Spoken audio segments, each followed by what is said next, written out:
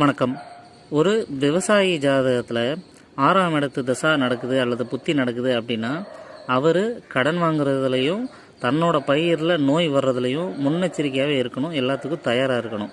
இந்த 2 விஷயத்தில் 6ஆம் இடத்து தசா புத்தி நடந்ததுன்னா அவர் கவனமாக இருக்கணும். 8ஆம் இடத்து தசா புத்தி நடக்குது அப்படின்னா அவர் பேராசைப்பட்டு அல்லது ஆசைப்பட்டு விளைவை தெரியாமல் ஒரு தோராயமான கணக்கில் எதையும் இறங்கி செய்யக்கூடாது. 8ஆம் இடத்து தசா புத்தி வந்தால் தோராயமாக எதுலையும் இறங்கக்கூடாது, பேராசைப்பட்டு இறங்கக்கூடாது அப்படிங்கிறத ஞாபகத்தில் வச்சுக்கோங்க. அதேமாதிரி 12ஆம் இடத்து தசா புத்தி வந்தது அப்படின்னா செலவில் அத்தியாவசிய செலவுக்கு மட்டும் செலவு பண்ணணும், மித்ததுக்கெல்லாம் பண்ணக்கூடாது, பிற்காலத்தில் அல்லது டைம் மாறும்போது பண்ணிக்கலாம் அப்படிங்கிற ஒரு விழிப்புணர்வு இருக்கணும்.